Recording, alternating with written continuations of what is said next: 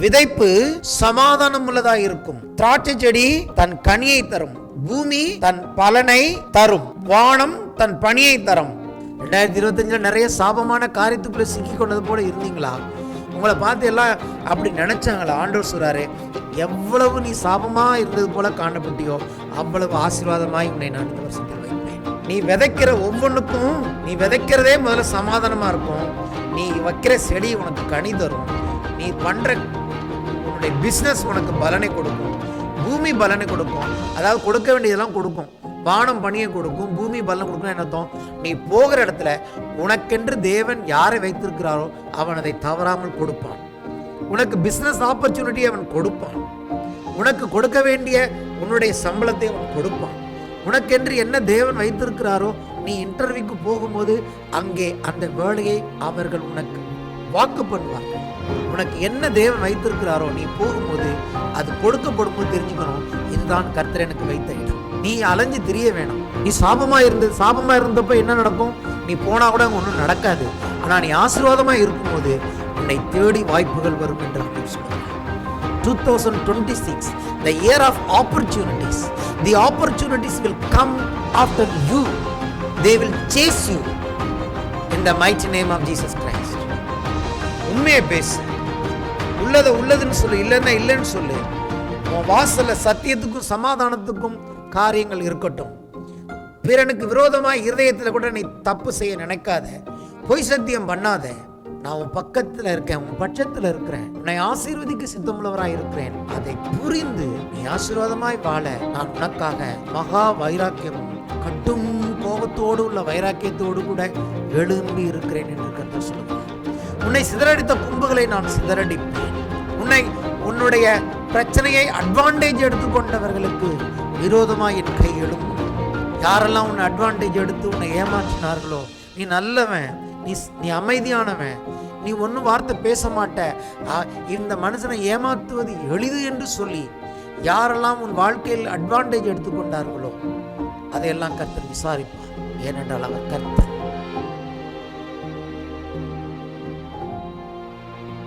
வாசிப்போம். சகரியா 1ஆம் அதிகாரம் 13 மற்றும் 14 வசனங்களை நான் வாசிக்கிறேன்.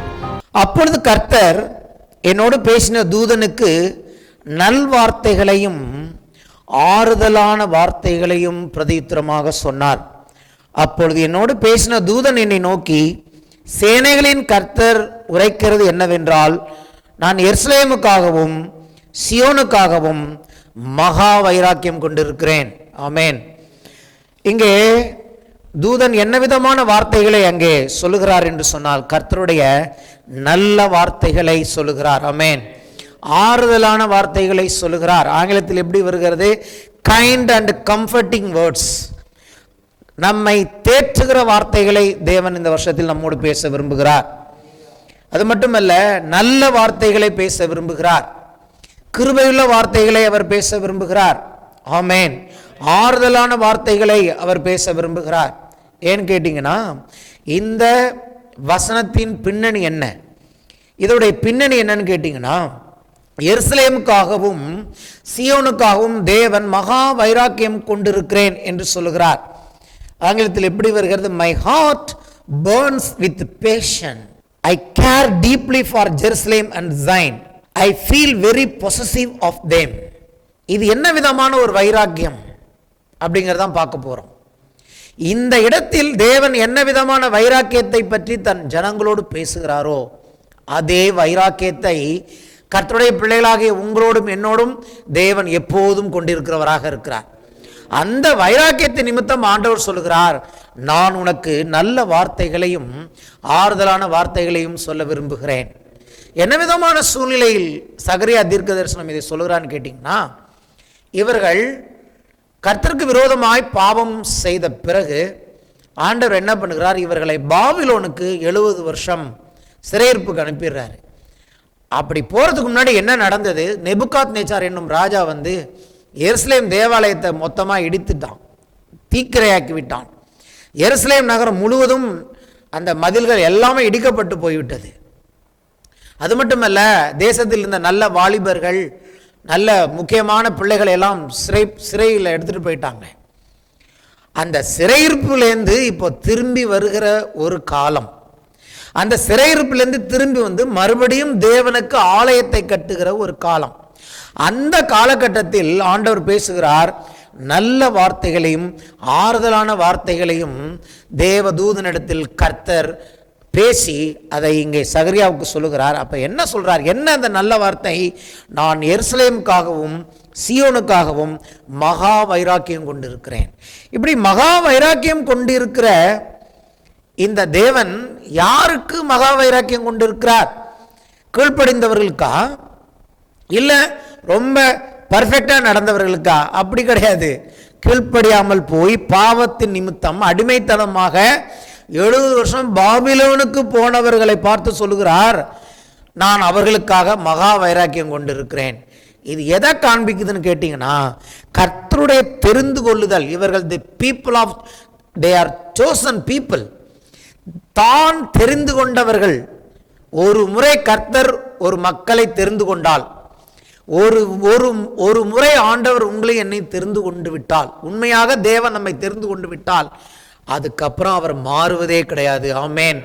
அவர்கள் எப்படிப்பட்ட சூழ்நிலை போனாலும் சரி. இன்னைக்கு நம்மளுடைய வாழ்க்கை கூட அப்படி இருக்கலாம். நம்ம ரொம்ப கீழ்ப்படியாமல் போயிருக்கலாம். சில அதன் நிமித்தம் கூட நம்ம வாழ்க்கையில் சில துன்பங்கள் நம்ம அனுபவிச்சுட்டு இருக்கலாம். ஆனால் ஆண்டவர் சொல்லுகிறார், அப்படியே நீ போயிருந்தாலும் அதற்கும் ஒரு காலகட்டத்தை வைத்திருக்கிறேன். உன் வாழ்நாள் முழுவதுமே நீ கஷ்டப்படுவது என்னுடைய விருப்பம் அல்ல. காரணம் என்ன? நீ என்னால் தெரிந்து கொள்ளப்பட்ட தேவனுடைய பிள்ளையாக இருக்கிறபடினாலே நான் உனக்காக மகா வைராக்கியம் கொண்டிருக்கிறேன். இப்போ நம்ம இந்த மகா வைராக்கியம் என்னத்தை செய்ய போகிறது? கர்த்தர் நம்மளுக்கு வைத்த இந்த மகா வைராக்கியம் என்ன விதமான காரியங்களை ஆண்டவர் இந்த வருஷத்தில் நமக்கு செய்ய போகிறார் என்பதைத்தான் நாம் பார்க்க போகிறோம்.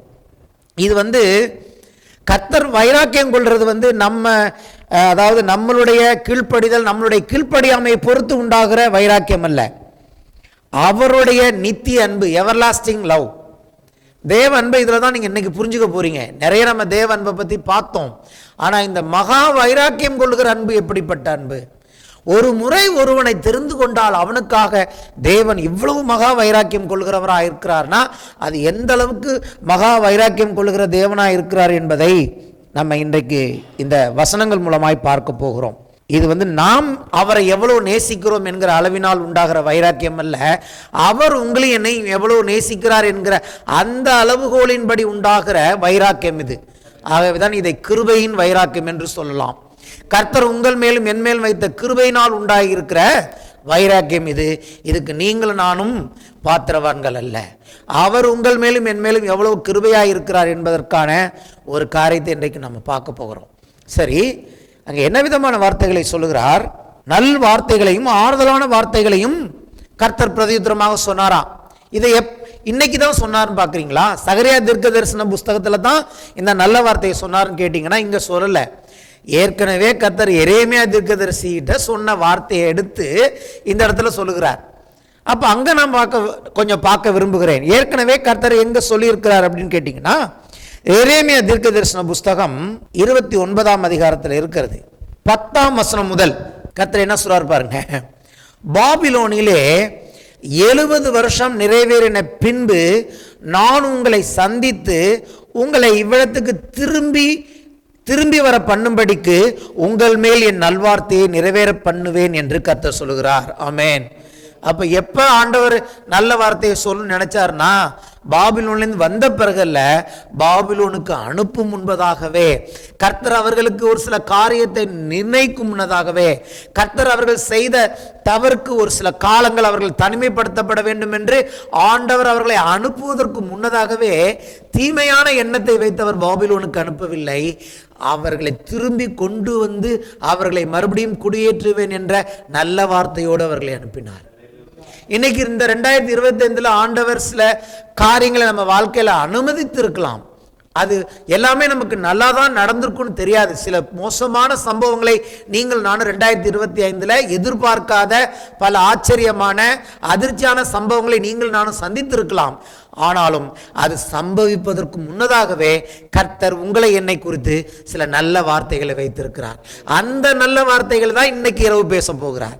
அப்போ 2025 நடந்த சம்பவங்களை பொறுத்து ஆண்டவர் இன்றைக்கு உங்களுக்கு எனக்கு நல்வார்த்தைகளை பேசவில்லை. இந்த சம்பவங்களாம் நடப்பதற்கு முன்பதாகவே இந்த வருஷத்தில் என்ன நல்ல வார்த்தைகளை கொடுக்க வேண்டும் என்று கர்த்தர் ஏற்கனவே திட்டம் போட்டு வைத்திருக்கிறார். என்ன நல்ல வார்த்தை எங்க சொல்றாரு பாத்தீங்கன்னா 11ஆம் வசனம், நீங்கள் எதிர்பார்த்திருக்கும் முடிவை உங்களுக்கு கொடுக்கும்படிக்கு நான் உங்கள் பேரில் நினைத்திருக்கிற நினைவுகளை அறிவேன் என்று கர்த்தர் சொல்கிறார். அவைகள் தீமைக்கல்ல, சமாதானத்துக்கு ஏதுவான நினைவுகளே. அப்பொழுது நீங்கள் கூடி வந்து என்னை தொழுது கொண்டு என்னை நோக்கி விண்ணப்பம் பண்ணுவீர்கள், நான் உங்களுக்கு செவி கொடுப்பேன். உங்கள் முழு இருதயத்தோடும் என்னை தேடினீர்களானால் என்னை தேடுகையில் கண்டுபிடிப்பீர்கள். நீங்க போயிட்டு வந்த காலம், இனி வரக்கூடிய காலம் எப்படி இருக்கும்னா, இதுவரைக்கும் தேடினது போல என்னை தேடாதீங்க. அரைகுறை மனதோடு தேடாதீங்க. என்னை ஒரு சாய்ஸ் வச்சு தேடாதீங்க. என்னை முழு இருதயத்தோடு தேடுங்க. நேரம் இருந்தால் கர்த்தரை தேடலாம், நேரம் இருந்தால் ஜெபம் பண்ணலாம், நேரம் இருந்தால் ஆலயத்துக்கு போகலாம், நேரம் இருந்தால் வேதம் வாசிக்கலாம் என்று என்னை தேடாதிருங்கள். கர்த்தருக்கு முதலிடம் கொடுத்து என்னை முழு இருதயத்தோடும் தேடுவீர்களானால் நீங்கள் என்னை கண்டுபிடிப்பீர்கள். என்னுடைய நல்வார்த்தைகளை உங்கள் வாழ்க்கையில் நான் நிறைவேற்றுவேன். இவ்வளவுக்கும் காரணம் என்ன தெரியுமா? கர்த்தருக்கு ஏன் இப்படி வைராக்கியம் உண்டாச்சுன்னு சொல்லி, அதாவது ஆண்டவர் தன் மக்களை சில வருடங்கள் அவர்கள் மனம் திரும்புவதற்கான ஒரு காலகட்டமாக அவரே 70 வருடங்களை தீர்மானித்து அவர் பாபிலோனுக்கு அனுப்பினார். ஆனா என்ன நடந்தது? அதாவது இப்படி எடுத்துக்கலாம், சத்ரு அதை அட்வான்டேஜா எடுத்துக்கிட்டான். என் பிள்ளை தப்பு பண்றான்னு சொல்லி அவனுக்கு நான் ஏதோ ஒரு பனிஷ்மெண்ட் கொடுக்குறேன். ஆனா என் பிள்ளைக்கு நான் கொடுக்குற பனிஷ்மெண்ட் என் பிள்ளை அழிந்து போகும்படியா அல்ல, என் பிள்ளையை மறுபடியும் கொண்டாந்து அவன் ஸ்தானத்தில் நிறுத்தும்படி நான் என் பிள்ளைக்கு ஏதோ ஒரு பனிஷ்மெண்ட் கொடுக்குறேன். ஆனால் எதிரி என்ன பண்ணுறான், நான் என் பிள்ளையை பனிஷ்மெண்ட் கொடுக்குறேங்கிறத அவன் அட்வான்டேஜாக எடுத்துக்கிறான். எடுத்துட்டு அவன் என்ன பண்ணான், ரொம்ப ஓவராக பண்ணிட்டான். ஆண்டவர் எதிர்பார்க்காத பல இன்னல்களை, கொடுமைகளை பாபிலோனில் அவருடைய ஜனங்கள் அனுபவித்தார்கள். அப்போ என்னாச்சு, கர்த்தருக்கு மகா வைராக்கியம் வந்துட்டு, என் பிள்ளைகளை நான் தான் அங்கே அனுப்புனேன், ஆனால் என் பிள்ளைகளை நீ ஓவர் அட்வான்டேஜ் எடுத்து என் மக்களுக்கு, என் பிள்ளைகளுக்கு நீ கஷ்டத்தை கொடுத்ததுனால நான் என்ன செய்ய போகிறேன், என் மக்களுக்கு நான் மகா வைராக்கியம் கொண்டு அவர்களுக்கு நன்மையும் உனக்கு தீமையும் செய்வேன் என்று கர்த்தர் எழும்புகிறார். இப்போ இந்த 2025 நம்ம போன பாதையில் கர்த்தர் நம்ம கண்டுக்காமல் இருந்தது போல இருந்த நாட்களில் அநேகர் அதை அட்வான்டேஜாக எடுத்துக்கொண்டிருப்பார்கள் என்று சொன்னால், அல்லது பிசாசானவன் உங்களுடைய என்னுடைய பலவீனத்தின் பகுதிகளை, நீங்கள் நானும் தவறின பகுதிகளை அவன் அட்வான்டேஜாக எடுத்து அளவுக்கு அதிகமாக உங்களுக்கு எனக்கும் அவன் டேமேஜ் கொடுத்திருப்பான் என்று சொன்னால், கர்த்தர் சொல்லுகிறார், நான் மகா வைராக்கியம் கொண்டு எழும்புகிறேன். என் பிள்ளைகளுக்கு விரோதமாக நீ எடுத்துக்கிட்ட அட்வான்டேஜ் எல்லாம் நான் என்ன செய்கிறேன் பார் என்று சொல்லுகிறார். இப்போதான் அந்த மற்ற வசனங்களுக்கு புரியும். அதே எரேமியாவில் பார்த்தீங்கன்னா என்ன பண்ணாங்களா, எரேமியா 30ஆம் அதிகாரம், எரேமியா 30ஆம் அதிகாரம் 17ஆம் வசனம் என்ன பேர் வச்சாங்க பாருங்க. அவர்கள் உன்னை விசாரிப்பற்ற சியோன் என்று சொல்லி உனக்கு தள்ளுண்டவள் என்று பெயரிட்டபடினால், என்ன சொல்றாங்கன்னா, உன்னை கேட்கறதுக்கு நாதி கிடையாது. நீ படுற இவ்வளவு கஷ்டத்துல உனக்கு யார் உனக்கு உதவி செய்ய போறார்கள்? உன்னை யாருமே விசாரிக்க மாட்டாங்க. நீ தள்ளுண்டவள், அதாவது சொல்லுவாங்களே ஊர்ல தள்ளி வச்சுட்டாங்கன்னு சொல்லி, they have called you an outcast அப்படின்னு அவங்க உனக்கு பேரை வச்சுட்டாங்க. சியோனை பார்த்து சொல்றாங்க, அவளா சியோனா, தள்ளப்பட்டவள் சியோனா, அவளை கேட்கறதுக்கு நாதி கிடையாது. ஆகவே என்ன பண்ணலாம், உங்கள் இஷ்டம் போல அவர்கள் மேல் சுமைகளை சுமத்துங்கள். ஆனா அவங்க மறந்துட்டாங்க, தேவன் தான் அவர்களை எங்கே அனுப்பினார் என்பதை மறந்து அவர்கள் அப்படி செய்த பொழுது அவர் சொல்லுகிறார், நான் உனக்கு ஆரோக்கியம் வரப்பண்ணி உன் காயங்களை ஆற்றுவேன் என்று கர்த்தர் சொல்லுகிறார். பிசாசு எந்த அட்வான்டேஜ் எடுத்து இந்த வருஷத்துல உன்னை காயப்படுத்தி நீ ரொம்ப துக்கப்பட்டியோ, அந்த காயங்களை எல்லாம் ஆண்டவர் இந்த வருஷத்தில் ஆற்றுவார். இது காயப்படுகிற வருஷம் அல்ல, தீர்க்க தரிசனமாய் சொல்லுகிறேன், கர்த்தர் உன் காயங்களை ஆற்றுகிற வருஷம். ஹல்லேலூயா. எதனால உனக்கு அதிகமான காயங்கள்னா, பிசாசு உன் வாழ்க்கையை அட்வான்டேஜ் எடுத்துட்டான்.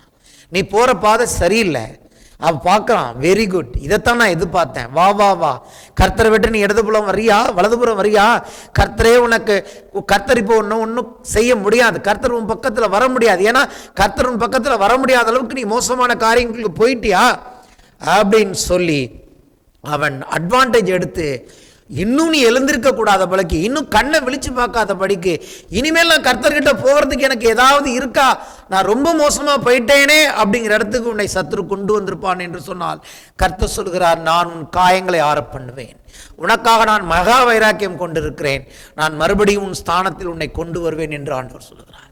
நான் கொஞ்சம் கோபம் கொண்டிருந்த போது, என் பிள்ளைங்க மேலே எவ்வளோ கோபம் வச்சிருந்தேன், கொஞ்சம் கோபம் கொண்டிருந்த போது அவர்கள் தங்கள் கேட்டை அதிகரிக்க தேடினபடியினால் சுகமாய் வாழுகிற புறஜாதிகள் பேர் நான் கடுங்கோபம் கொண்டேன். அதான் நான் சொன்னது, நான் என் ஜனங்கள் மேலே கொஞ்சம் கோபம் வச்சு அனுப்புனேன், ஆனால் அவங்க என்ன பண்ணாங்க, ரொம்ப கேட்டை அதிகரிக்க அவங்க தேடினபடினால அவங்க நல்லா இருக்காங்க, ஆனால் சுகமாய் வாழுகிற அவர்கள் மேல் நான் கடுங்கோபம் கொண்டேன். இப்போ கோபத்துக்கு ஆண்டவர் வைராக்கியமாக எழுந்ததுக்கு காரணம் தெரியுமா, சத்துருக்கள் செய்த காரியம் அவருக்கு மிகுந்த கோபத்தை கொண்டு வந்தது மட்டுமல்ல, தன் மக்கள் மேல் அவர் அதிகமாக இறங்க ஆரம்பித்து விட்டார். நான் சொல்றாரு, ஆகையால் மன உருக்கத்தோடே எருசலேம் இடத்தில் திரும்பினேன் என்று கர்த்தர் சொல்லுகிறார், என் ஆலயம் அதில் கட்டப்படும், எருசலேமின் மேல் அளவு நூல் பிடிக்கப்படும் என்று சேனைகளின் கர்த்தர் சொல்கிறார் என்று கூறுகிறார், கர்த்தர் சொல்லுகிறார் என்று கூறு என்றார். இன்னும் என் பட்டணங்கள் நன்மையினால் பரம்பி இருக்கும், இன்னும் கர்த்தர் சீயோனை தேற்றரவு பண்ணுவார், இன்னும் எருசலேமை தெரிந்து கொள்வார் என்று சேனைகளின் கர்த்தர் சொல்லுகிறார். அவர் சொல்றாரு, இப்போ நான் மனதுருக்கத்தோடு திரும்பிட்டேன், மறுபடியும் அங்கே மெஷர்மெண்ட் எடுத்து பட்டணத்தை கட்ட ஆரம்பிப்பார்கள், ஆலயம் கட்டப்படும், ஆலயத்தை நான் கட்டுவேன் என்று கர்த்தர் சொல்லுகிறார். அது மட்டும் இல்லை, இன்னும் தேற்றரவு பண்ணுவார், இன்னும் கர்த்தர் தெரிந்து கொள்வார். அதாவது இன்னுங்கிறது ஃபியூச்சரை சொல்றாரு, இப்போ மட்டுமல்ல, இன்னும் ஆண்டவர் சீயோனையும் எருசலேமையும் தெரிந்து கொள்வார் என்று சொல்லி அங்கே பார்க்கிறோம். கொஞ்சம் கோபம்னு சொன்னார் இல்லையா, கொஞ்சம் கோபத்தில் என்ன நடந்ததுன்னு கேட்டிங்கன்னா, அந்த கொஞ்சம் கோபத்திலேயே தேவ ஆலயமே எரிக்கப்பட்டு போச்சு. கர்த்தருடைய கொஞ்சம் கோபத்துக்கு தண்டனை எத்தனை வருஷங்கள், 70 வருஷம். கர்த்தருடைய கோபத்தை பற்றி புரிஞ்சுங்க, கொஞ்சம் கோபம், லைட்டாக கோவப்பட்டதுக்கு 70 வருஷம் பாபிலோனுக்கு போனாங்க, லைட்டாக கோவப்பட்டதுக்கு அவருடைய ஆலயத்தை இடிக்க விட்டாரு, எல்லாம் இடிச்சு எடுத்துகிட்டு போங்கடான்னு, லைட்டாக கோபப்பட்டதுக்கு எருசலேமே இடிஞ்சு போச்சு. கொஞ்சம் கோபம் ஒரு நாள் வரப்போகிறது, அவருடைய முழு கோபம் வரும். அப்போ எப்படி இருக்கும் உலகம்னு பார்த்துக்குங்க. அல்லேலூயா. அப்போ நீங்கள் நானும் எந்த தகப்பன் கிட்ட இருக்கோம் தெரியுமா, கொஞ்சம் கோபம் வந்தால் எப்படி இருப்பாருங்கிற ஒரு தகப்பன்கிட்ட இருக்கும். ஆனால் அவர் நம்ம மேலே கோபம் கொள்வதில்லை. ஆமென். இயேசுவினைத்தான் நம்ம மேல் கிருபை வைத்திருக்கிறார். தேவன் பயங்கரமானவர். நாம் டேடி டேடி டேடின்னு கையை பிடிச்சிட்டு ஓடிட்டு இருக்கோம். நான் அப்படி தான் ஓடுறேன். ஒரு நாளைக்கு 100 வாட்டி சொல்லுவேன் டேடின்னு. உட்கார்ந்தா டேடி, எழுந்தா டேடி. ஆனால் இன்னொரு பக்கம் தெரியுமா அவரை பற்றி, பயங்கரமானவர். அதுக்காக சொல்கிறேன், நியூ இயரில் பயமுறுத்துக்காக சொல்ல, அவருடைய கொஞ்சம் கோபம் எருசலேமை எரித்து போட்டது. அவருடைய கொஞ்சம் கோபம் அவர் தன் ஆலயத்தை எடுத்து போட அனுமதி கொடுத்தார். அவருடைய கொஞ்சம் கோபம் 70 வருடங்கள் அவர்கள் அடிமைத்தனத்தில் போனார்கள். இப்போ நம்ம மேலே ஆண்டவருக்கு கொஞ்சோண்டு கோபம் வந்தாலே நம்ம தாங்க முடியாது. ஆனால் இன்னைக்கு ஏன் தெரியுமா ஆண்டவர் நம்ம என்ன செஞ்சாலும் கோபப்படாமல் இருக்காரு, ஒருத்தர் பரிந்து பேசி கொண்டு இருக்கிறார். ஆமென். அந்த ரத்தம் கோபப்படாமல் தேவனிடத்தில் பரிந்து பேசி கொண்டு இருக்கிறபடினாலே கர்த்தர் இன்னைக்கு நம்ம மேலே கோபமாக இல்லை. அன்புள்ளவர், தயவுள்ளவர், கிருபை உள்ளவர்.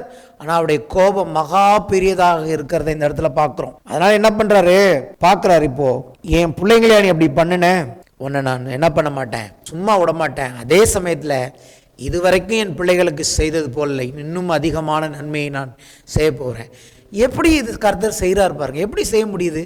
முழுக்க முழுக்க ஆண்டவருக்கு விரோதமாக செஞ்சாங்கன்னு பார்க்குறோம். ஆனாலும் என்ன நான் இங்கே பார்க்குறேன், அவர் தன் தெரிந்து கொண்டவர்கள், நானும் அதை 30 வருஷத்தில் அனுபவிச்சிருக்கேன், அந்த தெரிந்து கொண்ட ஒரு பாத்திரத்தின் மேல் ஆண்டவர் காண்பிக்கிற கிருபை. தாவீதின் வாழ்க்கையை பார்க்குறோம். தாவீதுக்கு அருளின கிருபைகள் ஆண்டவர் இன்றைக்கு இயேசு கிறிஸ்துவின் மூலமாக நமக்கு கொடுத்துருக்கிறார். அப்போ 2026 நம்ம அதிகமாக கான்சன்ட்ரேட் பண்ண வேண்டியது என்ன தெரியுமா? கர்த்தருடைய கிருபை. கர்த்தருடைய கோபத்தை அல்ல, கிருபையை கான்சன்ட்ரேட் பண்ணுவோம். அந்த கிருபைக்கு பாத்திரவான்களாய் நடந்து அவரை முழு இருதயத்தோடும் தேட 2026 ஒப்பு கொடுப்போம். ஆமேன். கர்த்தர் கோபமாக இருந்த நாட்களிலே இவ்வளவு அவர்களுக்கு நன்மை செய்வார் என்று சொன்னால், நாம் அவருக்கு பிரியமான பிள்ளைகளாய் நடக்கும்போது கர்த்தர் எவ்வளவு நன்மை செய்வார். ஒரு அப்பா மன சங்கடத்தோட பிள்ளைங்களுக்கு ஆசீர்வதிக்கிறத விட ஒரு அப்பா மன சந்தோஷமாக ஆசீர்வதிக்கிறது எவ்வளோ வித்தியாசம் இருக்குது. 2024 நான் சொல்லுகிறேன், நல்ல தகப்பன், அன்புள்ளவர், அவர் மனம் பிரியமானவனே, உன் ஆத்துமா வாழ்கிறது போல நீ எல்லாவற்றிலும் வாழ்ந்து சுகமாயிரு என்று சொல்லி அந்த யோவான் எப்படி ஒரு அன்போட கூட இன்னைக்கு எழுதினாரே, அப்படி தேவன் நம்மளை ஆசீர்வதிக்கணும். பிரியமானவனே எப்போ கூப்பிடுவார்? கோபமாக இருக்கும்போது யாராவது பிள்ளைய பிரியமானவனே கூப்பிடுவோமா? கோபமாக இருக்கும்போது என்னென்ன வார்த்தை வராதோ அடைமொழி வச்சு தான் அவனை கூப்பிடுவோம். இங்கே வேணா எங்கே வாடா, அவனே எங்கே வாடான்னு. ஆனால் எப்போ பிரியமானவனேங்கிற வார்த்தை வரும்? மை பிலவட், எனக்கு பிரியமானவனேன்னு கூப்பிடுனா அது உள்ளேந்து வர்ற அளவுக்கு அங்கே ஒரு அட்மாஸ்பியர் இருக்கும்போது தேவன் பிரியமானவனே, உன் ஆத்மா வாழ்கிறது போல நீ எல்லாவற்றிலும் உன் வாழ்க்கையின் ஒவ்வொரு பகுதியிலும் நீ வாழ்ந்து சுகமாயிரு என்று சொல்லி கர்த்தர் நம்மை ஆசீர்வதிக்கிற வருஷம். தாவீதை பார்க்குறோம். தாவீதுக்கு விரோதமாய் அவனுடைய சொந்த மகன் அப்சலோம் எழும்பினான். அப்படி எழும்பினவன் தகப்பனுக்கு விரோதமாக யுத்தம் செய்தான் என்று பார்க்கிறோம். தாவீது நடு இரவில் யாருக்கும் சொல்லாமல் காலில் செருப்பு கூட போடாமல் ஓடி போகிறான். ஆனால் தாவீதோடு இருந்த யுத்த வீரர்கள் போய் அப்சலோமோட போருக்கு போகும்போது சொல்லுறான், பிள்ளையாண்டான் அப்சலோமை மெதுவாய் நடத்துங்கள். தகப்பனுக்கு விரோதமாய் எழும்பினவன், அவ்வளோ ஒரு மோசமான ஒரு மகன் அவன். ஆனாலும் யுத்தம்னு வரும்போது அந்த தகப்பனை இருதயம் பார்த்தீங்கன்னா கலங்குது. சொல்கிறான், அப்சலோமை மெதுவாக நடத்துங்கன்னு. கூட போனவங்களுக்குலாம் சரியான டென்ஷன், என்ன மனுஷன் இவன் அப்படின்னு சொல்லி. ஆனால் அந்த போரில் அப்சலோம் என்ன பண்ணுறான், ஒரு கர்வாலி மரத்தில் மாட்டிக்கொள்கிறான். அவனை ஒரு தாவீதை சேர்ந்த ஒரு மனிதன் குத்தி கொன்று விடுகிறான். அந்த செய்தியை எப்படி கொண்டு போய் தாவீதுகிட்ட சொல்லுவோன்னு தெரியாமல் சொல்கிறாங்க. அதை கேட்டப்போ தாவீது அப்படி அழுதான் என்று வேதம் சொல்கிறது. அப்சலோமே என் மகனே, என் மகனேன்னு. அப்போ வெளியில் போய் அவனுக்கு சொல்லுவாங்க, இந்த ஆள் இப்படி அழுகுறானே, அப்போ அவன் பிள்ளையால் நம்மலாம் செத்துருந்தா பரவாயில்லையா, இப்படி அழுகலாமான்னு. ஆனாலும் தாவீது அழுதான். ஏன் தெரியுமா? ஒரு தகப்பனவன், ஆமென், ஒரு தகப்பன் தன் பொல்லாத குமாரனுக்காக என் மகனே என்று அவன் அழக்கூடியவனாக இருப்பான் என்று சொன்னால், தேவனுடைய பிள்ளைகளாக உங்களுக்காக எனக்காக நம்முடைய தகப்பன் அழமாட்டாரா? அவர் பரிதவிக்க மாட்டாரா? நம்மளுடைய தவறுகளை பார்த்து அப்படியே விட்டு விடுவாரா? நீங்கள் தப்பு பண்ணிட்டீங்க அப்படின்னு சொல்லி உங்களை அப்படியே நிர்கதியாக விட்டு விடுகிற தகப்பனா? தேவனை புரிந்து கொள்கிறவரிடமாக இருக்கட்டும். ஹல்லேலூயா. அவர் மகா வைராக்கியம் கொண்டிருக்கிறார். சியோனுக்காக, உங்களுக்காக, எனக்காக கர்த்தர் மகா வைராக்கியம் கொண்டிருக்கிறார். அதே விதமான வைராக்கியமுடைய பிள்ளைகளாய் நீங்களும் நானும் இருக்க ஆண்டவர் எதிர்பார்க்கிறார். ஒரு தகப்பன் தன் பிள்ளைகளுக்கு இறங்குகிறது போல கர்த்தர் தமக்கு பயந்தவர்களுக்கு இறங்குகிறார் என்று சங்கீதம் 103:13 சொல்லுகிறது. கர்த்தர் எருசலேமை தெரிந்து கொள்வார், இன்னும் தெரிந்து கொள்வார். இன்னமும் என்கிற வார்த்தை எதிர்காலத்தை குறிக்கிறது. இப்போது மட்டுமல்ல, எப்போதும் அவர் தெரிந்து கொள்வார், அவர் தேற்றரவு பண்ணுவார். அடுத்து தனிப்பட்ட ஒரு மனுஷனை பற்றி பார்க்க போகிறோம். 3ஆம் அதிகாரம் 1ஆம் வசனத்திலிருந்து நான் வாசிக்கிறேன். அவர் பிரதான ஆசாரியனாகிய யோசுவாவை எனக்கு காண்பித்தார். வருஷத்துக்கு ஒரு முறை மகா பரிசுத்தத்துக்குள்ள போகக்கூடிய ஆசாரியன் தான் பிரதான ஆசாரியன். மற்ற ஆசாரியர்லாம் தினந்தோறும் ஊழியத்துக்கு போவாங்க. இந்த பிரதான ஆசாரியர் என்பவன் எத்தனை முறை போவார்? ரொம்ப முக்கியமானவர், ஹை போஸ்ட். வருஷத்தில் ஒரு முறை மக்களுக்காக பாவ நிவாரண பலி செய்கிறது இந்த பிரதான ஆசாரியன் தான். ஸோ இவன் நல்ல உயர்ந்த ஸ்தானத்தில் உள்ளவன். அவனை கர்த்தர் காண்பிக்கிறார். அவர் பிரதான ஆசாரியனாகிய யோசுவாவை காண்பித்தார். அவன் கர்த்தருடைய தூதனுக்கு முன்பாக நின்றான். சாத்தான் அவனுக்கு விரோதம் செய்ய அவன் வலது பக்கத்தில் நின்றான். வழக்கமா வலது பக்கத்தில் கர்த்தர் தான் நிற்கணும். ஆனா இந்த யோசுவாவுக்கு விரோதமா யார் நிற்கிறா? சாத்தான் நிற்கிறான். எப்படி நிற்கிறான்? ஏன் நிற்கிறான்? அப்புறம் பார்க்கலாம். அப்பொழுது கர்த்தர் சாத்தானை நோக்கி, கர்த்தர் உன்னை கடிந்து கொள்வாராக. சாத்தானே, எருசலேமை தெரிந்து கொண்ட கர்த்தர் உன்னை கடிந்து கொள்வாராக என்று சொல்கிறார். இந்த 3ஆம் வசனம் அடுத்து சொல்லப்பட்டிருக்கு பாருங்க. 2ஆம் வசனத்தின் பின்பகுதி, இவன் அக்னியிலிருந்து தப்புவிக்கப்பட்ட கொல்லி அல்லவா என்றார். இது தொடர்ந்து வரதுனால கொஞ்சம் குழப்பமா இருக்கும், நான் விளக்குறேன். 4ஆம் வசனம் 3ஆம் வசனம், யோசுவாவெனில் அழுக்கு வஸ்திரம் தரித்தவனாய் தூதனுக்கு முன்பாக நின்றிருந்தான். அவர் தனக்கு முன்பாக நிற்கிறவர்களை நோக்கி, இவன் மேல் இருக்கிற அழுக்கு வஸ்திரங்களை களைந்து போடுங்கள் என்றார். பின்பு அவனை நோக்கி, பார், நான் உன் அக்கிரமத்தை உன்னிலிருந்து நீங்க செய்து உனக்கு சிறந்த வஸ்திரங்களை தரிப்பித்தேன் என்றார். அப்போ பிரதான ஆசாரியனாகிய யோசுவா அழுக்கு வஸ்திரம் தரித்திருக்கிறான். என்ன அழுக்கு வஸ்திரம் தானா அங்கே சொல்லப்பட்டிருக்கிறது, அவன் அக்கிரமமான ஒரு பொசிஷனில் நிற்கிறான். ஆசாரியனுமே மக்கள் நின்றது பரவாயில்ல, பிரதான ஆசாரியன் அக்கிரமத்தோடு அழுக்காய் நிற்கிறான். அக்கிரமத்தோடு அவன் அழுக்காய் நிற்கிறபடினாலே கர்த்தர் வலது பக்கத்தில் நிற்காமல் பிசாசானவன் வலது பக்கத்தில் வந்து நிற்கிறான், அவனுக்கு தீமை செய்யும்படியாக. அப்ப ஜனங்களுக்கு எப்படியோ ஆசாரியனுக்கும் அப்படிதான், உங்களுக்கு எப்படியோ அப்படிதான் எனக்கும். அங்கே ஜனங்களுடைய அக்கிரமத்தை பார்த்தோம், இங்கே பிரதான ஆசாரியனுடைய அக்கிரமத்தை பார்க்கிறோம். அப்ப ஆண்டவர் சொல்றாரு, அவன் அக்கிரமமோ அவன் அக்கிரமம் இல்லையோ, ஒரு வார்த்தை சொல்றாரு, கர்த்தர் உன்னை கடிந்து கொள்வாராக அப்படிங்கிறாரு. சொல்லிட்டு அப்புறம் சொல்றாரு, நீ எப்படி இருக்குன்னா, அதாவது எரிஞ்சிட்டு இருக்கு நெருப்பு, அதுல ஒரு விறகு எரிஞ்சிட்டு இருக்கு, ஃபுல்லா எரிஞ்சு முடிக்கல, பாதி எரிஞ்ச கண்டிஷன்ல பிடுங்கி எடுத்துட்டாங்க. சொல்றாரு, அப்படி இருக்கிறப்ப நீ 2025 நம்முடைய அனுபவம், அக்னியில நம்ம பற்றி எரிந்து கொண்டிருந்தோம், முழுவதும் எரிந்து போச்சு, முழுசா எல்லாம் எரிஞ்சு போச்சு, இனி ஒண்ணுமே நம்பிக்கை கிடையாது அப்படிங்கிற நேரத்தில் கர்த்தருடைய தூதன் என்ன பண்ணினார், அந்த அக்னியிலிருந்து உங்களை என்னையும் வெளியெடுத்திருக்கிறார். நம்ம பார்த்தா எப்படி இருந்தோம்னா, பாதி எரிஞ்சு பாதி எரியாத கொல்லிக்கட்டை போல ஆண்டவர் நம்ம எடுத்தாரோம். ஹல்லேலூயா. நம்முடைய அக்கிரமம் ஒருவேளை நம்மை அப்படி எரித்திருந்தாலும் கூட தேவன் என்ன பண்ணியிருக்கிறார், இரக்கத்து நிமித்தம் அந்த அக்னியிலிருந்து நம்மை பிடுங்கி எடுத்திருக்கிறார். ஏன் தெரியுமா, நமக்கு வேறே காரியத்தை செய்யும்படியாக. அப்பதான் கர்த்தருடைய தூதனானவர் சொல்லுகிறார், சாத்தானே, எருசலேமை தெரிந்து கொண்ட கர்த்தர். ஹல்லேலூயா. எருசலேம் தெரிந்து கொள்ளப்பட்ட நகரம். எருசலேமை, அது நல்ல ஒரு அடைமொழி, சாதாரணமான கர்த்தர் அல்ல. எந்த கர்த்தர் எருசலேமை தெரிந்து கொண்டாரோ அந்த கர்த்தர் உன்னை கடிந்து கொள்வாராக. இந்த இடத்துல தமிழ்ல கடிந்து கொள்வாராக வந்திருக்கு. ஆக்சுவலா அதோட அர்த்தம் என்னன்னு கேட்டீங்கன்னா, கடிந்து கொள்வாராக இங்கிலீஷ்ல ரெபியூக் யூ அப்படின்னு வரும், உன்னை ரெபியூக் பண்ணட்டும்னு சொல்லிட்டு. ஆக்சுவலா அது எபிரேயத்தில் போய் பார்த்தீங்கன்னா அதோடைய வார்த்தை என்ன தெரியுமா, ஒரு வெர்பு இருக்கு, அது கார் என்று எழுதப்பட்டிருக்கிறது, GAR இங்கிலீஷ்ல போட்டா கார். கார்ங்கிறது என்னன்னு கேட்டீங்கன்னா சும்மா பேசுறதுல, அது ஒரு கம்யூனிகேஷன் கிடையாது. கர்த்தர் கடிந்து கொள்வாராக அந்த இடத்துல கொடுக்கப்பட்ட வார்த்தை கார் என்ற வார்த்தை என்னன்னு கேட்டீங்கன்னா, அது சட்டபூர்வமான வார்த்தை, சாதாரணமான வார்த்தை அல்ல. இங்கிலீஷ்ல எப்படி வருதுன்னா, it means to legally restrain, சட்டபூர்வமாக அவனை தடை பண்ணுவது. அல்லது இப்போ நான் இருக்கேன், நான் ஒரு ராஜா, எனக்கு முன்னாடி ஒரு குற்றவாளி நிற்கிறானா, இவனை உடனே என்னுடைய சமூகத்திலிருந்து தள்ளுங்கள் அப்படின்னு சொல்லுவாங்க தெரியுங்களா. சொன்னதுக்கு அப்புறம் யோசிக்கவே மாட்டாங்க யாரும், திருப்பி ஏதாவது சொல்லுவாருன்னு. ஒரு முறை இவனை என் சமூகத்திலேருந்து தள்ளுங்கன்னா அடுத்த செகண்டு காவலாளி என்ன பண்ணணும், அவனை என் கண்ணுக்கு முன்னாடி எடுத்துடணும். அங்க மறுபரிசீலனையே கிடையாது. யூ மஸ்ட் சீஸ் இம்மிடியட்லி, என் சமூகத்திலிருந்து உடனடியாக தள்ளப்படுவாயாக. யுவர் ஆக்ஷன்ஸ் ஆர் ஃபர்பிடன், நீ செய்கிற காரியங்கள் எல்லாம் இன்றோடு கூட கட்டப்படுகிறது. இதுக்கப்புறம் என்ன பண்ண முடியாது, திருப்பி எதுவுமே செய்ய முடியாது, அந்த அர்த்தம். ஹல்லேலூயா. இந்த வருஷத்தில் கர்த்தர் உங்களை பார்த்து சொல்லுகிறார், கர்த்தருடைய ஆவியானவர், கர்த்தர் சொல்லுகிறார், கர்த்தர் சாத்தானை கடிந்து கொள்கிறார். எப்படி கடிந்து கொள்கிறார், அவர் கார் என்ற வார்த்தையின்படி, அது சட்டபூர்வமாய், இனி அவன் அக்கிரமம் இருக்கா இல்லையாங்கிறது நான் பார்த்துக்கிறேன். அக்கிரமத்தை நிவர்த்தி பண்ணுகிற தேவன் நான். அது எவ்வளவு பெரிய அக்கிரமமா இருந்தாலும் அதை நிவர்த்தி பண்ற வல்லமை கர்த்தருக்கு உண்டு. கல்வாரி சிலுவையில் உங்களுடைய அக்கிரமங்களை அவர் சுமந்து தீர்த்தார் என்று வேதம் சொல்லுகிறது. இப்போ வாழ்க்கையில் அக்கிரமம் உனக்கு காணப்பட்டதுன்னா அந்த அக்கிரமத்துக்கு இனி புதுசாக ஆண்டவர் எதுவும் செய்ய போறதில்ல. ஏற்கனவே அவர் நம்முடைய அக்கிரமங்களை சுமந்து தீர்த்திருக்கிறார்.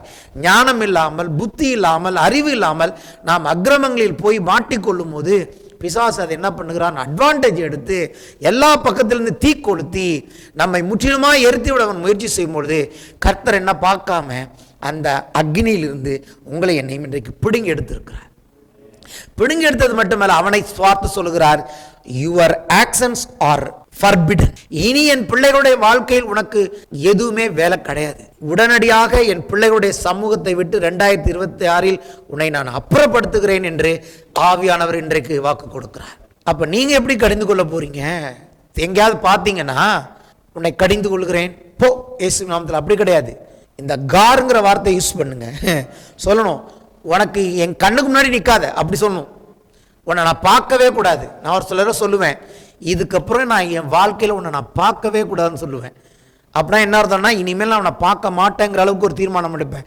அந்த மாதிரி சொல்லணும் பிசாசை பார்த்து, இனி என் சபையிலையோ என் குடும்பத்திலையோ என் பிள்ளைகளுடைய வாழ்க்கையிலையோ என்னுடைய சுற்று வட்டாரத்திலையோ உன்னை நான் பார்க்கக்கூடாது. அக்கிரமத்தை மன்னிக்கிற தேவன், ஜனங்களுடைய அக்கிரமத்தை மட்டுமல்ல, பிரதான ஆசாரியனுடைய அக்கிரமத்தை இங்கே கர்த்தர் அங்கே சுத்திகரிக்கிறதை பார்க்க முடிகிறது. ஹல்லேலூயா. சுத்திகரித்ததோடு மட்டுமல்ல, அவர் சொல்லுகிறார், அவர் தமக்கு முன்பாக நிற்கிறவர்களை நோக்கி இவன் மேல் இருக்கிற அழுக்கு வஸ்திரங்களை களைந்து போடுங்கள் என்றார். பின்பு அவனை நோக்கி, பார், பிகோல், நான் உன் அக்கிரமத்தை உன்னிலிருந்து நீங்க செய்து உனக்கு சிறந்த வஸ்திரங்களை தற்பித்தேன் என்றார். அவன் சிரசின் மேல் சுத்தமான பாகையை வைப்பார்களாக என்றார். அப்பொழுது சுத்தமான பாகையை அவன் சிரசின் மேல் வைத்து அவனுக்கு வஸ்திரங்களை தற்பித்தார்கள். கர்த்தருடைய தூதன் அங்கே நின்னார். கர்த்தருடைய தூதன் யோசுவாவுக்கு சாட்சியாக, சேனைகளின் கர்த்தர் உரைக்கிறது என்றால், நீ என் வழிகளில் நடந்து என் காவலை காத்தால், நீ என் ஆலயத்தில் நியாயம் விசாரிப்பாய், என் பிரகாரங்களையும் காவல் காப்பாய், எங்கே நிற்கிறவர்களுக்குள்ளே உலாவுவதற்கு உனக்கு நான் இடம் கட்டளையிடுவேன். அங்கே கண்டிஷன் சொல்றாரு, உன் அக்கிரமத்தை நீக்கிட்டேன், உனக்கு புது வஸ்திரம் தரிச்சிட்டு இருக்கேன், இனிமேல் உனக்கு தரிப்பிக்கப்பட்ட இந்த வஸ்திரத்தை போய் மறுபடியும் அழுக்காக்கிடாத. இதுவரைக்கும் நீ அழுக்காக்கினது போதும். எத்தனையோ வருஷங்கள் உன்னுடைய கவர்மெண்ட் டிஃபைல் ஆயிடுச்சு. தொடக்கூடாதவர்கள் தொட்டபடினாலே, சேரக்கூடாதவர்கள் சேர்ந்தபடினாலே, போகக்கூடாத இடத்துக்கு போனபடினாலே, your garments are being defiled by so many things. உன் வஸ்திரம் தீட்டுப்பட்டதாய் போய்விட்டது. நீ இந்த அக்னிக்குள்ள போனதுக்கு காரணமே, எவ்வளவு பிரச்சனைகளுக்குள்ள போனதுக்கு காரணம் உன்னுடைய வஸ்திரம் தீட்டுப்பட்டது தான். இப்பொழுது நான் அதெல்லாம் உறிஞ்சிட்டு புது வஸ்திரம் போட்டிருக்கேன். இனி உனக்கு கொடுக்கப்பட்ட அந்த ஆசாரியனுடைய வஸ்திரத்தை நீ தீட்டுப்படுத்தாமல் என் வழிகளில் நடந்து என்னுடைய ஆலயத்தில் காரியங்களை செய்தால், நீ பூமியில ஊழியம் பண்ணினாலும் நான் பரலோகத்தில் இருக்கிற தூதர்கள் மத்தியில் உனக்கு இடம் கொடுப்பேன். நீ மரித்து பரலோகம் வந்த பிறகு அல்ல, இப்பொழுதே பூமியில் வாழுகிற நாட்களில் ஜெபம் பண்ணும்போது கர்த்தருடைய தூதர்கள் வந்து உன்னை சந்திப்பார்கள். தூதர்கள் சந்திக்கிற நாட்கள். ஏன்னா காலம் கொஞ்சம் தான் இருக்கு. இந்த இடத்துல ஒரு புதிய ஏற்பாட்டு வசனத்தை நான் உங்களுக்கு வாசித்து காண்பிக்க விரும்புகிறேன். ரோமர் 8ஆம் அதிகாரம் 30 முதல், எவர்களை முன்குறித்தாரோ அவர்களை அழைத்தும் இருக்கிறார், எவர்களை அழைத்தாரோ அவர்களை நீதிமான்களாக்கியும் இருக்கிறார், எவர்களை நீதிமான்களாக்கினாரோ அவர்களை மகிமைப்படுத்தியும் இருக்கிறார். இவைகளை குறித்து நாம் என்ன சொல்லுவோம்? தேவன் நம்முடைய பட்சத்தில் இருந்தால் நமக்கு விரோதமாய் இருப்பவன் யார்? கர்த்தர் அவனை கடிந்து கொள்வார். ஆமென். கர்த்தர் அவனை பார்த்து கார் என்று சொல்வார். கர்த்தர் நம்ம பட்சத்தில் இருக்கும்போது, அவர் நம்மளை தெரிஞ்சு கொண்ட பிறகு அக்கிரமத்துக்கு நம்ம போகக்கூடாது. ஆனால் அக்கிரமங்கள் தேவனுடைய வல்லமையை பார்க்கும்போது அக்கிரமங்கள் ஒரு பெரிய விஷயம் இல்லை. எதையுமே நம்ம வாழ்க்கையில பெருசா பார்க்குற வரைக்கும் தான் நம்ம திருப்பி திருப்பி செய்வோம். அது எப்போ அது மகிமை இழக்குது தெரியுமா? கர்த்தரை பார்த்துட்டு அது ஒன்றும் இல்லைன்ற முடிவுக்கு வந்துட்டோம்னா அதுக்கப்புறம் பாவத்து பக்கமும் போக மாட்டோம், அக்கிரமத்து பக்கமும் போக மாட்டோம். இங்கே பாவம் என்கிற வார்த்தை சொல்லப்படவில்லை, அதை விட பயங்கரமான வார்த்தை அக்கிரமம். இவைகளை குறித்து நாம் என்ன சொல்லுவோம்? தேவன் நம்முடைய பட்சத்தில் இருந்தால் நமக்கு விரோதமாக இருப்பவன் யார்? தம்முடைய சொந்த குமாரன் என்றும் பாராமல் நம்ம எல்லாருக்காகவும் அவரை ஒப்பு கொடுத்தவர் அவரோடு கூட மற்ற எல்லாவற்றையும் நமக்கு அருளாதிருப்பது எப்படி? தேவன் தெரிந்து கொண்டவர்கள் மேல் குற்றம் சாட்டுகிறவன் யார்? தேவனே அவர்களை நீதிமான்களாக்குகிறவர், ஆக்கினைக்குள்ளாக தீர்க்கிறவன் யார்? திருப்பி திருப்பி கேட்கிறாரு. இந்த இடத்த வச்சு தான் பேசுறாரோன்னு நான் யோசிக்கிறேன். இந்த சகரியா தீர்க்க தரிசனத்திலேருந்து தான் பேசுறார் போல இருக்கு. ஆக்கினைக்குள்ளாக தீர்க்கிறவன் யார்? கிறிஸ்துவே மரித்தவர், அவரே எழுந்தும் இருக்கிறவர், அவரே தேவனுடைய வலது பார்சத்திலும் இருக்கிறவர், நமக்காக வேண்டுதல் செய்கிறவரும் அவரே. ஹல்லேலூயா. சகரியா 1ஆம் அதிகாரம் 18ஆம் வசனம். கர்த்தர் வைராக்கியம் கொண்டு எழும்பிட்டார் இல்லையா? இப்ப என்ன பண்றாரு பாருங்க. நான் என் கண்களை ஏறெடுத்து பார்த்தபோது இதோ 4 கொம்புகளை கண்டேன், அவைகள் என்னவென்று என்னோடு பேசின தூதனை கேட்டேன். அதற்கு அவர், இவைகள் யூதாவையும் இஸ்ரேலையும் எருசலேமையும் சிதறடித்த கொம்புகள். இந்த 4 கொம்புகள் என்று சொல்லப்படுவது 4 அதிகாரங்கள். இந்த 4 அதிகாரங்கள் தான் இந்த ஜனங்கள் இப்படி சிதறடித்தவர்கள். அவங்களுக்கு என்ன செய்கிறார் கர்த்தர்? பின்பு கர்த்தர் எனக்கு 4 தொழிலாளிகளை காண்பித்தார். 4 கிராப்ட்ஸ்மென் என்று எழுதப்பட்டிருக்கிறது. இவங்க யாருன்னு கேட்டீங்கன்னா, வேதாகமத்தில் நிறைய இடத்துல இது போல எழுதியிருக்கும். அவங்க யாருன்னு கேட்டீங்கன்னா, கர்த்தருடைய நோக்கத்தை கர்த்தருடைய மகிமைக்கென்று செய்யும்படி தேவன் நியமிக்கிறவர்கள். தேவ ஆலயம் கட்டணும்னா ஒரு சிலருக்கு ஆண்டவர் ஞானத்தை கொடுப்பாரு. அந்த இதெல்லாம் அந்த பூக்கள் செய்கிறதுக்கெல்லாம் அந்த ஞானத்தை தேவனே கொடுத்து அவங்கள பயன்படுத்துவார். அவங்க தான் அந்த கிராஃப்ட்ஸ்மேன், அந்த தொழிலாளிகள் சொல்லப்பட்டவங்க. அப்போ இவங்களை காண்பிக்கிறார். அடுத்து, பின்பு கர்த்தனுக்கு 4 தொழிலாளிகளை காண்பித்தார். இவர்கள் என்ன செய்வார்களா என்று கேட்டேன். அதற்கு அவர், ஒருவனும் தன் தலையை ஏற எடுக்கக்கூடாதபடி அந்த கொம்புகள் யூதாவை சிதறடித்ததே அவைகளை பயமுறுத்துகிறதற்கும் யூதாவின் தேசத்தை பாழாக்க தங்கள் கொம்பை எடுத்த ஜாதிகளுடைய கொம்புகளை விழத்தழுகிறதுக்கும் இவர்கள் வந்தார்கள். எந்தெந்த கொம்புகள், எந்தெந்த மறைவான பிசாசின் அதிகாரங்கள், வல்லமைகள் 2025 உங்கள் வாழ்க்கையை சிதறடித்ததோ அதையெல்லாம் சிதறடிக்க கர்த்தர் கண்களுக்கு புலப்படாதவர்களை ஏற்படுத்துகிறார். ஆமேன். அதிகாரமுள்ளவர்களாய் கூட இருக்கலாம், தேசத்திலே அதிகாரமுள்ளவர்களாய் இருந்தாலும் கூட தேவனுடைய பிள்ளைகளை சிதறடிக்கும்படி அவர்கள் நினைப்பார்கள் என்று சொன்னால் வேறே ஒரு 4 அதிகாரங்களை கர்த்தர் எழுப்ப மாட்டார், 4 தொழிலாளிகளை எழுப்புவார். அந்த தொழிலாளிகள் சாதாரணமான தேவனுடைய மக்கள், அதிகாரத்தில் உள்ளவர்களை பயமுறுத்தும் அதிகாரத்தை கர்த்தர் இந்த வருஷத்தில் கொடுப்பார். This is the prophecy for this nation. இந்த தேசத்துக்கான தீர்க்க தரிசனம். எங்கெல்லாம் தேவனுடைய பிள்ளைகள் சிதறடிக்கப்படும்படியாக கொம்புகள் அதிகாரத்தில் எழும்பும் என்று சொன்னால் கர்த்தருடைய ஆவியானவர் சொல்லுகிறார், தேவன் சில மக்களை அதிகாரத்தில் எழுப்புகிறவர் அல்ல, சபைக்குள்ள இருக்கிற 4 தொழிலாளிகள் போன்றவர்களை எழுப்பி அவர்களை கொண்டு அவர்களை சிதறடிக்க கர்த்தர் வல்லமை உள்ளவராக இருக்கிறார். ஸோ 2025 எந்தெந்த கொம்புகள் உங்களை என்னை சிதறடித்ததோ 2026 நீங்கள் பார்க்கலாம், அந்த கொம்புகள் பயந்து காணப்படாமல் போக போகிறது. அது காணப்படுகிற ரீதியில் இருந்தாலும் சரி, அது காணப்படாத ரீதியில் இருந்தாலும் சரி. காரணம் என்ன? கர்த்தர் இந்த வருஷத்தில் மகா வைராக்கியம் கொண்டு எழும்பிவிட்டார். போதும், என் பிள்ளைகள் அனுபவித்த கஷ்டங்கள் போதும். அவர்களுடைய அக்கிரமங்களின் நிமித்தம் தான் அவர்கள் அனுபவித்திருக்கிறார்கள். அஃப்கோர்ஸ் அந்த ஆசாரியனுடைய அக்கிரமத்தின் நிமித்தம் தான் அவன் இதையெல்லாம் அனுபவித்திருக்கிறான். ஓகே, ஆனாலும் அதற்கு ஒரு முடிவு கொண்டு வருகிறேன். மக்களுக்காகவும் நான் ஒரு முடிவு கொண்டு வருகிறேன், ஆசாரியர்களுக்காகவும் ஒரு முடிவு கொண்டு வருகிறேன். ஆசாரியர்களுக்கு ஆடைகளை மாற்றுகிறேன், ஜனங்களுக்கும் நான் மகா வைராக்கியம் கொண்டு அவர்களுக்கு நன்மை செய்வேன் என்று கர்த்தர் வாக்கு கொடுக்கிறார். விசுவாசிகளுக்கும் கர்த்தர் நன்மை செய்ய போகிறார், ஊழியக்காரர்களுக்கும் கர்த்தர் நன்மை செய்ய போகிறார். ஊழியக்காரர்கள்னா அப்பழுக்கற்ற ஊழியக்காரர்கள் அல்ல, அவர்கள் தவறி போயிருந்தாலும் அவர்களுக்கும் கர்த்தர் நன்மை செய்வார். விசுவாசிகள் தவறாய் போயிருந்தாலும் ஆண்டவர் அவர்களுக்கும் இந்த வருஷத்தில் நன்மை செய்வார். இத்தனை பேர் நல்ல செய்தி கேட்டுக்கொண்டிருக்கிறோம். ஆமென். யாக்கோபு 4ஆம் அதிகாரம் 5 முதல் 7 வசனங்கள். நம்மில் வாசமாயிருக்கிற ஆவியானவர் நம்மிடத்தில் வைராக்கிய வாஞ்சையாய் இருக்கிறார் என்று வேத வாக்கியம் வீணாய் சொல்லுகிறது என்று நினைக்கிறீர்களா?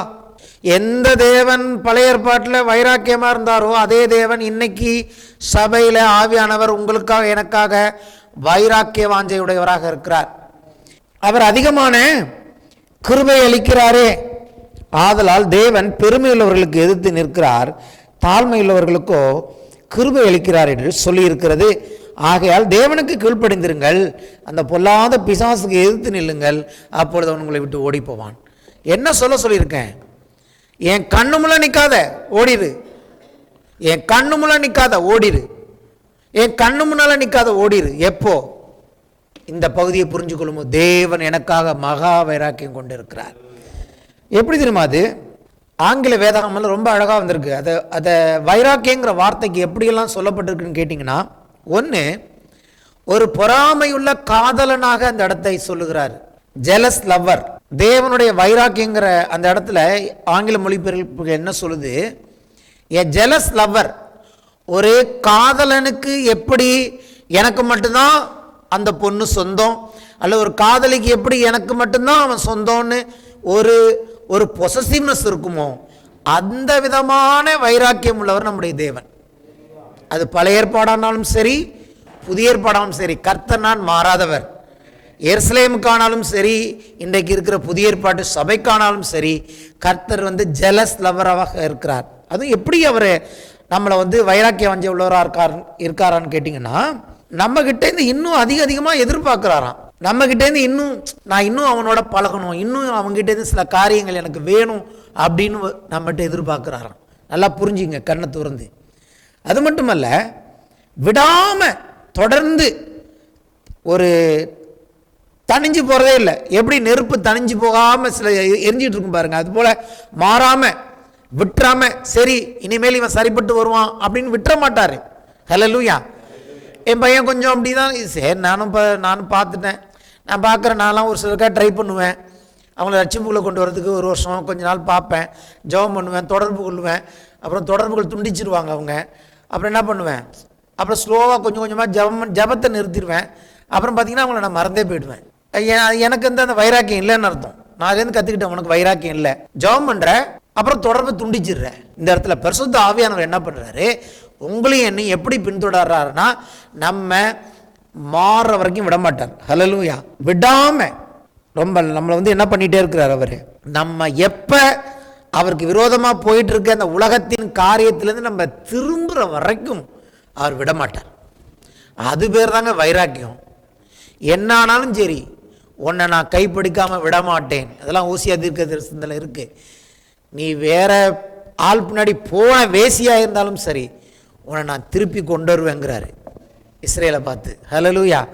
நீ கெட்டே போயிருந்தாலும் பரவாயில்ல, வா, நான் உன்னை திரும்ப கொண்டு வந்துடுவேன், ஏன்னா எனக்கு நீ வேணும். ஹல்லேலூயா. கர்த்தர் ஒரு முறை ஒருவனை தெரிந்து கொண்டால் அவர் கடைசி வரைக்கும் அவனை விடவே மாட்டார். அவன் எங்கே போனாலும் அவனை பிடிச்சு கொண்டுட்டு வருவார். அதில் தெரிஞ்சுக்கலாம் இவனுக்கு ரட்சிப்பு இருக்குது, இவன் அழைக்கப்பட்டவனா இல்லைன்னா அதிலே தெரிஞ்சு போயிடும். நம்ம யாரையும் பிடிச்சி நூல் கட்டி இழுக்கிறதுனால இல்லை. நானே ஆண்டவரை விட்டு ரட்சிக்கப்பட்ட புதுசில் எத்தனையோ வருஷங்கள் ஓடி போனேன். ஆனால் கர்த்தருடைய கரம் என்னை தூக்கி எடுத்தது. கர்த்தர் என்றால், கர்த்தர் தேவன் என்றால், ரட்சிக்கப்படுகிறவர்களுக்காக நீங்கள் ஜெபிக்கும் போது கர்த்தர் அவர்களை எப்படியும் கொண்டு வருவார். ஆகவே நீங்கள் உற்சாகம் இழந்து விடாமல் ஜெபம் பண்ணுங்கள். பெருமைனா என்னன்னு கேட்டிங்கன்னா, என்ன தெரியுமா, பெருமை வந்துடக்கூடாது. தேவன் இப்படி நம்ம மேலே அன்பு வச்சிருக்கும் போது அவர் தானே என்னை தொடர்ந்து எனக்கு உதவி செய்கிறாரு அப்படின்னா என்ன நினைச்சிரும் நம்ம. அதாவது மனுஷங்க எப்படி நினைக்கிறாங்கன்னு சொல்கிறேன். ஒருத்தவங்க மனமும் முன் உதவி செஞ்சா இவங்க நினைச்சுக்கிறாங்க ஏதோ இவங்கக்கிட்ட நமக்கு காரியம் ஆகணும் போல இருக்கு. அவங்களால நமக்கு 5 பைசா பிரயோஜனம் இருக்காது. 5 பைசா பிரயோஜனம் இருக்காது. நம்ம எதனை நிமித்தம் பண்ணுவோம்னா, கர்த்தருடைய அன்பின் நிமித்தமும் எப்படியாவது இவர்களை கர்த்தருக்கென்று நாம் ரட்சிப்புக்குள்ள கொண்டு வந்துருவோம்னு சொல்லி தான் நம்ம செய்வோம். அவங்களுக்கு அதுக்கு தகுதியே இருக்காது. தகுதியே இல்லாட்டி கூட நம்ம தேவன் என்ன பண்ணுறார், கிருபை செய்வோம், நம்ம செய்கிறோம். ஆனால் அந்த பெருமை உள்ளவங்க என்ன பண்ணுவாங்க தெரியுமா, எங்களுக்கு தேவன் வேணாம், நாங்களே எங்களுடைய வாழ்க்கையை பார்த்துக்கிறோம், எனக்கு படிப்பு இருக்குது, எனக்கு அறிவு இருக்குது, எனக்கு திறமை இருக்குது, நான் சம்பாதிச்சு என் வாழ்க்கையை பார்த்துப்பேன். ஏன் இயேசு வேணும்? ஏன் இயேசு இல்லாமல் என்னால் சம்பாதிக்க முடியாதா? இயேசு இல்லாமல் சம்பாதிக்க முடியும். இயேசு இல்லாமல் உனக்கு நித்திய ஜீவன் வராது. இன்றைக்கி பூமியில் நீ ஒரு வாழ்க்கை வாழலாம், கல்யாணம் ஆகலாம், பிள்ளைங்க குட்டிங்க பெக்கலாம், நீ ஒரு வீடு வாசல் கூட கட்டிடலாம், இல்லை பெரிய ஐஸ்வர்யம்னா கூட இருக்கலாம். ஆனால் நித்தியம்னு ஒன்று இருக்கே, நித்தியம்னு ஒன்று இருக்கே. ஒருவன் இந்த உலகம் முழுவதையும் சம்பாதித்தாலும் கூட அவன் தன் ஆத்துமாவை நஷ்டப்படுத்தினால் அதனால் அவனுக்கு பிரயோஜனம் என்னென்று இயேசு சொல்லியிருக்கிறாரே, அதுக்கு தான் நம்ம பிரயாசப்படுறோம். அப்போ பெருமைங்கிறது என்னன்னு கேட்டிங்கன்னா, யானே பார்த்துக்கிறேன்னு சொல்கிறான் பார்த்தீங்களா, அது விசுவாசியோ அது விசுவாசி இல்லாதவனோ, நானே பார்த்துக்கிறேன், கர்த்தர் எனக்கு தேவையில்லைன்னு சொல்கிறது தான் பெருமை. ஆனால் என் வாழ்க்கையில் எனக்கு எவ்வளவு திறமைகள், தாளந்துகள், வசதி வாய்ப்புகள் இருந்தாலும் எனக்கு என் கர்த்தர் தான் வேணும், என் ஆவியானவரோடு தான் நான் இருப்பேன் அப்படின்னு இருக்கும்போது பிசாசை பார்த்து போடான்னு சொல்லிட்டே இருக்கலாம். அவனை சொல்லவே வேணாம். அங்கே எழுதியிருக்கிறது, தேவனுக்கு கீழ்ப்படிந்திருங்கள், தாழ்மையுடன் நடந்து கொள்ளுங்கள். தாழ்மைங்கிறது என்னன்னா, போய் அப்படியே கூள கும்புறது இல்லை. அவர் சொன்னதை கேட்டால் போதும். அவர் எப்படி நம்மளை வழி நடத்துகிறாரோ, அவர் சத்தத்துக்கு செவி கொடுத்து போகும்போது அவர் மகா வைராக்கியம் கொண்டவராக இருக்கிறார். ஆவியானவர் என்ன செய்வார்? நமக்கு ஆவியானவரோட இருந்தாலே போதும். பிசாசுக்கு தெரியும் இவன் கீழ்ப்படிஞ்சு தேவனோட கரெக்டாக போயிட்டுருக்கான், நம்ம எங்கே போக முடியும், போனாலும் பிசாசு ஓடி போய்விடுவான் என்று இருக்கிறது. அங்கே சொல்லுகிறார், நீ எதிர்த்தாப்புல நிற்கவே கூடாது, இவனை இமீடியட்டாக இங்கேருந்து தூக்கிட்டு போங்கிறாங்க. அந்த கட்டளை அப்படிதான் இன்றைக்கும் தேவன் நமக்கு அந்த கட்டளை கொடுக்கிறவராக இருக்கிறார். சகரியா 8ஆம் அதிகாரம் 1, 2, 3. சேனைகளுடைய கர்த்தரின் வார்த்தை உண்டாகி அவர், நான் சியோனுக்காக கடும் வைராக்கியம் கொண்டேன். மறுபடியும் சொல்றாரு, அதற்காக மகா உக்ரமான வைராக்கியம் கொண்டேன் என்று சேனைகளின் கர்த்தர் சொல்லுகிறார். எப்படி ஸ்ட்ராங் பண்றாரு பாருங்க. வைராக்கியம். அப்போ அதில் கொஞ்சம் கோபம், அந்த கோபம் சாதாரண கோபம் இல்லை, மகா உக்ரமம். மகா உக்ரம் சொல்லுவாங்களே, ரொம்ப உக்ரமாக இருக்கா அந்த மனுஷன். அப்படி கர்த்தர் வந்து மகா உக்ரமான வைராக்கியம் கொண்டிருக்கிறார். நான் சியோனிடத்தில் திரும்பி எருசலேமின் நடுவிலே வாசம் பண்ணுவேன். இப்போ எருசலேம் என்ன பேர் சொல்லுவோம்? எருசலேம் சத்திய நகரம் என்றும் சேனைகளுடைய கர்த்தரின் பர்வதம் பரிசுத்த பர்வதம் என்றும் அழைக்கப்படும் என்று கர்த்தர் சொல்லுகிறார். நீ சாதாரண பர்வதம் அல்ல, பரிசுத்தமானவன் என்று அழைக்கப்படுவாய் என்று கர்த்தர் சொல்லுகிறார். இதுவரைக்கும் உனக்கு அந்த நம்பிக்கையே கிடையாது, உங்களுக்கும் எனக்கும். ஏன்னா நம்ம வாழ்க்கை அப்படி இருந்திருக்கலாம். ஆனால் கர்த்தருடைய வைராக்கியம், நான் சொன்னது எல்லாமே நம்மளுடைய ஆக்ஷனை வச்சு சொல்லலை, அவர் வைராக்கியம் தான் எல்லாமே செய்ய போகுது. யார் வைராக்கியம்? கர்த்தருடைய வைராக்கியம். யார் வைராக்கியம்? ஆவியானுடைய வைராக்கியம். ஒன்லி நீங்கள் கோஆப்ரேட் மட்டும் பண்ணுங்க. நீங்கள் எவ்வளோ பரிசுத்தமாக இருக்கணுங்கிறத அவர் பார்த்துப்பார். நம்ம எப்படி பரிசுத்தமாக போகிறோன்னா, கர்த்தரை மேலே இவ்வளோ வைராக்கியம் வச்சிருக்கிறாருன்னு சொல்லி அவர் பின்னாடி போனாலே போதும். நம்மளை வந்து ஒருத்தர் விடாமுயற்சியாக நம்ம மேலே ஒரு விதமான பொறாமை உள்ள ஒரு அன்போடு கூட ஒருத்தர் நம்மளை ஃபாலோ பண்ணுறாருன்னா, அவரை மதிக்காததை விட ஒரு பெரிய பாவம் இந்த உலகத்தில் இருக்காது. பாவம் பல விதத்தில் சொல்கிறாங்க வேதத்தில், இல்லையா? என்னை பொறுத்த வரைக்கும் பாவங்கிறது நான் பார்க்குறது என்னன்னு கேட்டிங்கன்னா, என் மேலே இவ்வளோ வைராக்கியத்தை வச்சுக்கிட்டு ஒரு தேவன் என் பின்னாடி வரும்போது அதை கொஞ்சம் கூட மதிக்க தெரியலனா அதாங்க பாவம். அவர் நம்ம மேலே வச்சிருக்கிறதுல பாதி காண்பிக்க வேணாமா? அட ஒரு கால்வாசி காண்பிக்க வேணாமா? இன்னொரு இடத்துல பவுல் எழுதுகிறார், நாம் உண்மை இல்லாதவர்களாக இருந்தாலும் அவர் உண்மையுள்ளவராக இருக்கிறார். Even though we are not faithful, he is faithful. நான் சாட்சி. இந்த கடந்த 30 வருடங்களில் இயேசு எனக்கு உண்மையுள்ளவராய் இருந்தார் என்பதற்கு நான் சாட்சி. வேதம் சொல்லுகிறது, நீதிமான் 7 முறை விழுந்தாலும் அவன் திரும்ப எழுந்திருப்பான், கர்த்தர் அவனை எழுப்புவார். துன்மார்க்கன் ஒரே முறை விழுந்து போயிடுவான். அப்போது நீதிமான்னா என்னன்னு சொல்லணும்? அவன் விழமாட்டான்னு சொல்லணும். அப்படி சொல்லலை. வேதம் சொல்லுகிறது, நீதிமான் அவனுக்கு வந்து ஒரு சான்ஸு, உனக்கு 7 சான்ஸு. துன்மார்க்கன் ஒரு வாட்டி விழுந்து ஒரே வாட்டி போயிடுவான். ஆனால் நீதிமான் 7 முறை விழுந்தாலும் கர்த்தர் அவனை எழுப்புவார். அவன் 70 முறை விழுந்தாலும் கர்த்தர் எழுப்பார். ஏன்னா அவன் தெரிந்து கொள்ளப்பட்டவன். கர்த்தருடைய வைராக்கியம் அவனை எழுப்பும். கர்த்தர் அவனை எழுப்புவார். ஒருவன் பாவம் செய்தானால் அவன் சபையின் மூப்பர்களை வரவழைப்பானாக, அவர்கள் எண்ணெய் பூசி ஜபம் பண்ண கடவர்கள். ஒருவேளை அவன் பாவம் செய்தால் அது அவனுக்கு மன்னிக்கப்படும். கர்த்தர் அவனுடைய வியாதி படுக்கையிலிருந்து அவனை எழுப்புவார் என்று யாக்கோபு எழுதுகிறார். அப்படியே போட்டுட்டு போயிடுவார்னு சொல்லலை. அவன் மனம் திரும்பும் போது, அவனுக்காய் நாம் ஜெபிக்கும் போது கர்த்தர் அவனை எழுப்புவார் என்று வேதம் சொல்கிறது. நம்முடைய தேவன் எழுப்புகிற தேவன், மடங்கடிக்கிற தேவன் அல்ல. இவர் நம்மை எழுப்புகிறவர், நம்மேல் வைராக்கியம் கொண்டிருக்கிற தேவனாக இருக்கிறார். சரியா? அதுக்கப்புறம் வந்து 12-13 வசனங்கள், சில ஆசீர்வாதமான வசனங்களை சொல்ல விரும்புகிறேன். 12ஆம் வசனம் அவர் சொல்லுகிறார், விதைப்பு சமாதானம் உள்ளதாக இருக்கும், திராட்சை செடி தன் கனியை தரும், பூமி தன் பலனை தரும், வானம் தன் பணியை தரும். இந்த ஜனத்தில் மீதியானவர்கள் இதையெல்லாம் சுதந்தரிக்க கட்டளையிடுவேன். சம்பவிப்பது என்னவென்றால், யூதா வம்சத்தாரே, இஸ்ரேல் வம்சத்தாரே, நீங்கள் புறஜாதிகளுக்குள்ளே சாபமாயிருந்தது போல ஆசீர்வாதமாயிருக்கும்படி நான் உங்களை ரட்சிப்பேன். பயப்படாதீங்கள், உங்கள் கைகள் திடப்பட கடவுது. 2025 நிறைய சாபமான காரியத்துக்குள்ளே சிக்கி கொண்டது போல இருந்தீங்களா? உங்களை பார்த்து எல்லாம் அப்படி நினச்சாங்களா? ஆண்டவர் சொல்கிறாரு, எவ்வளவு நீ சாபமாக இருந்தது போல காணப்பட்டியோ அவ்வளவு ஆசீர்வாதமாய் உன்னை நான் இந்த வருஷத்தில் வைப்பேன். ஆமேன். நீ விதைக்கிற ஒவ்வொன்றுக்கும், நீ விதைக்கிறதே முதல்ல சமாதானமாக இருக்கும். நீ வைக்கிற செடி உனக்கு கனி தரும். நீ பண்ணுற உன்னுடைய பிஸ்னஸ் உனக்கு பலனை கொடுக்கும். பூமி பலனை கொடுக்கும். அதாவது கொடுக்க வேண்டியதெல்லாம் கொடுக்கும். வானம் பணியை கொடுக்கும், பூமி பலன் கொடுக்கும். என்ன அர்த்தம்? நீ போகிற இடத்துல உனக்கென்று தேவன் யாரை வைத்திருக்கிறாரோ அவன் அதை தவறாமல் கொடுப்பான். உனக்கு பிஸ்னஸ் ஆப்பர்ச்சுனிட்டி அவன் கொடுப்பான். உனக்கு கொடுக்க வேண்டிய உன்னுடைய சம்பளத்தை அவன் கொடுப்பான். உனக்கென்று என்ன தேவன் வைத்திருக்கிறாரோ, நீ இன்டர்வியூக்கு போகும்போது அங்கே அந்த வேலையை அவர்கள் உனக்கு வாக்கு பண்ணுவார்கள். உனக்கு என்ன தேவன் வைத்திருக்கிறாரோ நீ போகும்போது அது கொடுக்கப்படும் போது தெரிஞ்சுக்கணும், இதுதான் கர்த்தர் எனக்கு வைத்த இடம். நீ அலைஞ்சு திரிய வேணாம். நீ சாபமாக இருந்தப்போ என்ன நடக்கும்? நீ போனால் கூட அங்கே ஒன்றும் நடக்காது.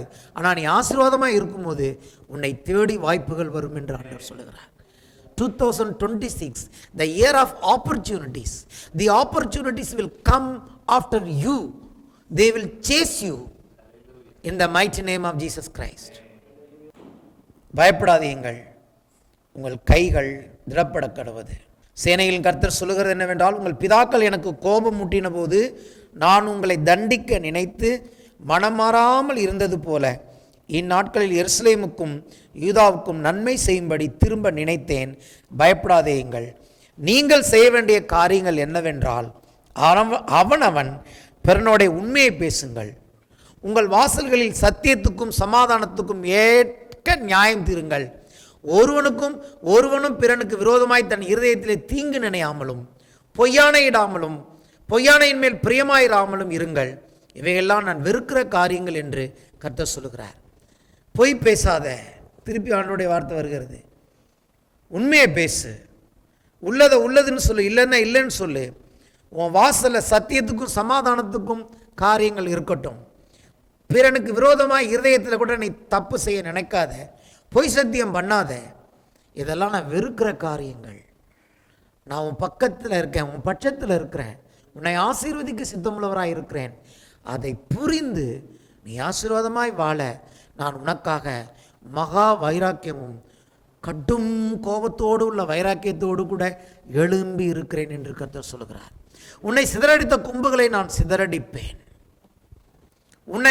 உன்னுடைய பிரச்சனையை அட்வான்டேஜ் எடுத்துக்கொண்டவர்களுக்கு விரோதமாக என் கை எழும்பும். யாரெல்லாம் உன்னை அட்வான்டேஜ் எடுத்து உன்னை ஏமாற்றினார்களோ, நீ நல்லவன், நீ அமைதியானவன், நீ ஒன்றும் வார்த்தை பேச மாட்ட, இந்த மனுஷனை ஏமாற்றுவது எளிது என்று சொல்லி யாரெல்லாம் உன் வாழ்க்கையில் அட்வான்டேஜ் எடுத்துக்கொண்டார்களோ அதையெல்லாம் கர்த்தர் விசாரிப்பார். ஏனென்றால் அவர் கர்த்தர். ஆமேன். எழுந்து நிற்போம். நாம் கர்த்தருடைய பந்தி அப்புறம் கர்த்தருடைய இந்த புது வருஷத்தில் நாம் கர்த்தருக்கு கொடுத்து இந்த வருஷத்தை ஆரம்பிப்போம்.